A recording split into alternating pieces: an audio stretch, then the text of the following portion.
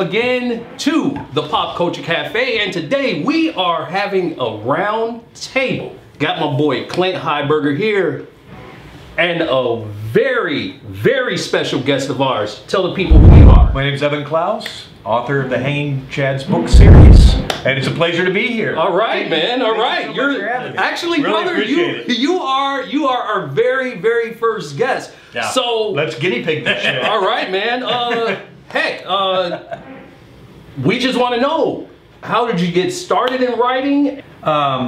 So yeah, I started writing last January 22. Always wanted to write a book, and I literally dreamed up this character. It was a really vivid dream, and for several months I started thinking about this red-headed, green-eyed female serial killer that I saw in my dream. Oh yeah, Shrink would have a field day with this book. That was the exact same look I had, man, because when you first told me about this in Davenport, I'm like, okay, man. And so, I'll just say right now, woo, love them redheads. yeah, it gets worse from like there. that, man? And so, and so I started thinking about this character and started, developing a backstory and relationships and so forth. And last January 22, I decided, I've never written a book before. I think I can do it. I'm going to give it a shot. I sat down, started typing. I actually dreamed the entire prologue to it the night before I started typing. Okay. Sat down, started typing, and about 2.5 months later, I had a book. Nice. And a few months later, I had a second book, and now the third book's going to be out any day. Oh. So, the trilogy is almost all out. Okay. Can you give us a background? Who is Evan Clouse? Can you give us a background to him? What, growing up, and work-wise, and ultimately what, when you said screw it, I'm doing. You know what I mean? From A to B to C, man. I mean, raised in a kind of a middle-class family. My dad was a sign painter for most of his life. I come from kind of an artistic family with more visual arts. I have an uncle who's an incredible painter. But we moved around a lot. Right. My dad would have a job, and after a couple of years or something, say, "Screw it, I'm out of here." So maybe I got a little bit of that. Any red-blooded American. Yeah. And so I moved around a lot. Went to college at Drake for a little bit. Oh. Decided I wasn't into college so much. Moved to Massachusetts.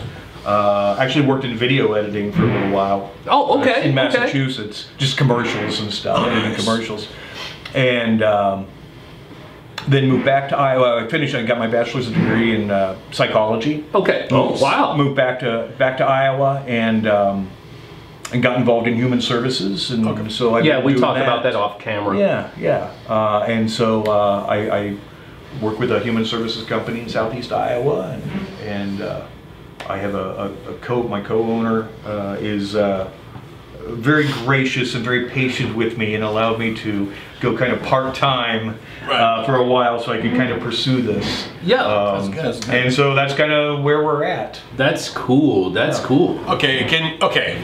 Who is Maddie? Can you explain Maddie to the people that probably never heard of her? The book is Hanging Chads. Pick it up. Yep. Hanging Chads is the first book. It would be wise to be cool with Maddie. That's true. Kind of like Abigail. Yeah, There's Abigail. Yeah. I don't know if the audience can hear the drills in the back. But don't worry about it. Don't worry about it. It's just Maddie's found a Chad, and she's just making a mess, having a good time. Don't worry about it. I brought her with me. You're on your own, dude. Oh my god. Oh my god. I don't think I've had her use a drill yet. No, I should. Anyway, you told me some of the ways that she's killed. I'm like, man, that's kind of some twisted stuff, dude. I mean, Maddie is she's just a romantically hopeful young lady. She's looking for her true love in life. She comes from an abusive background with her parents, but she has an extended family of aunts and 2 aunts and an uncle who really nurtured her and so forth. And so she kind of lived in these 2 worlds. As she grows up, she she really has disdain for bullies. She doesn't like bullies at all. And so in high school, in high school, I am bully. in high school, she starts pulling pranks on them, and by college, those pranks become more vicious. And then through some personal tragedy, she kind of snaps, and then she becomes a serial killer of men who. I think most people would agree are probably the nicest people in the world. To say, well, yeah. And she enjoys her extracurricular activities. She finds unique ways of disposing of them. It's very violent. It's very gory. It's for a mature audience. Yeah. Okay. Not written for kids. There's a lot of profanity. Because that's who she is. But she's very fun. She's fun-loving. She's very awkward. She thinks she's funny. She isn't. She tells horrible jokes. It's kind of funny in that she's this brutal serial killer. But her friends and loved ones can give her shit all that they want. Right. You know, and they make fun of her and stuff, and she just kind of, you know... She just takes it all in. Right. Yeah. So she's a complete character. And the rest of the characters is a very diverse group of characters. Okay. I have different folks of different sexual orientations, different cultures, different races. Because she's in Brooklyn, and so I wanted the character. Brooklyn. Okay. She grows up in Madison, but then she goes to college in Brooklyn. Oh, okay. And so I wanted a group of characters that kind of reflected that culture. That culture and that diversity. Who would she know and who would she meet and so forth. Right. And so, yeah, it's a really diverse group of characters. And that's kind of how the first book starts. And then the second book, it gets deeper into...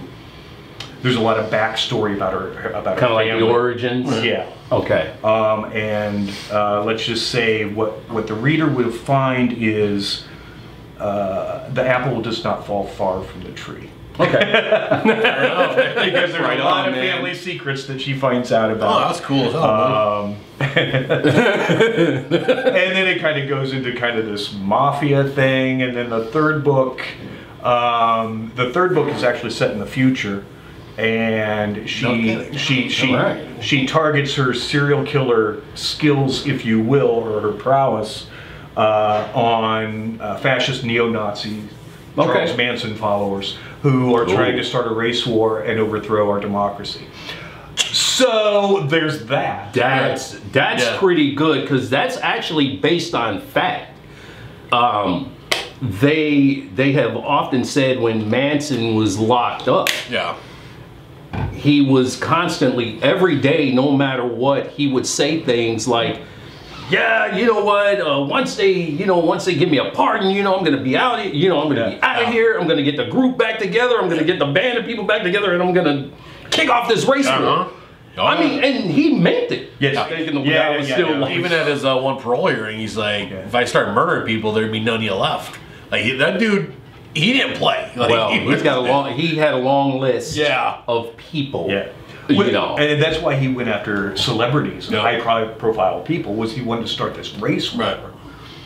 And he thought that would anger the white people, you know, and so forth. That was Sharon Tate. Sharon Tate. Yeah, and the LaBiancas. Oh, okay. Well, after you're done, there is a story that's connected. That's connected to Sharon Tate, Bruce Lee, and Bruce Lee's wife. And whatnot, but continue. I'm gonna tell that story after you. Here's the chilling thing. All of that's in like the third book, where I'm drawing this connection between kind of neo-fascists, neo-Nazis, and followers of Charles Manson. Right? It's fiction, and I'm writing it. I'm like, this is kind of brilliant or whatever. It's not for fiction, and it's fiction, right? And I literally got a chill up my spine. I don't know if you guys saw the story about 3 weeks ago, where this couple was arrested. There were a couple. One was arrested in Maryland. One was arrested in Florida. But it was a couple who were planning a terrorist attack in Baltimore.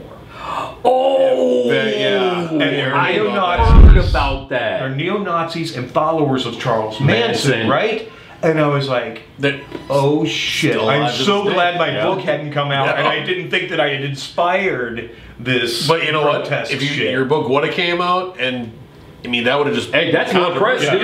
Yeah. And publicity, man. That's That's yeah, more press.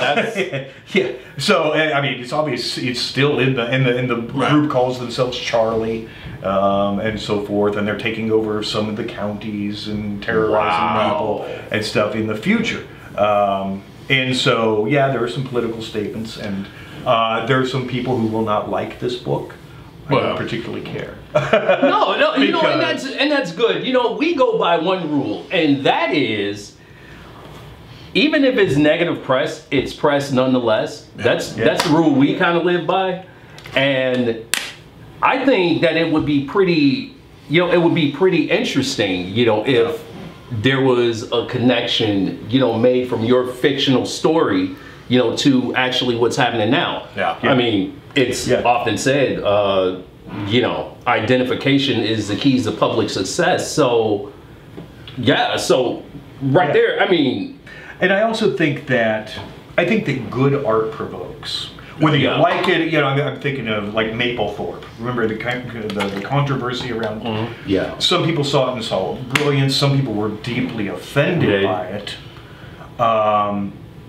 But it provoked an emotional response, right? And so that's really what I'm trying to do, is make people laugh, because these books are really funny. There are times when people might cry because there's some tragedy in it, and hopefully the reader connects with some of the characters. Right. And it's going to piss some people off. But if I provoke an emotional response, then as an artist, I think that I've done my job. Yeah.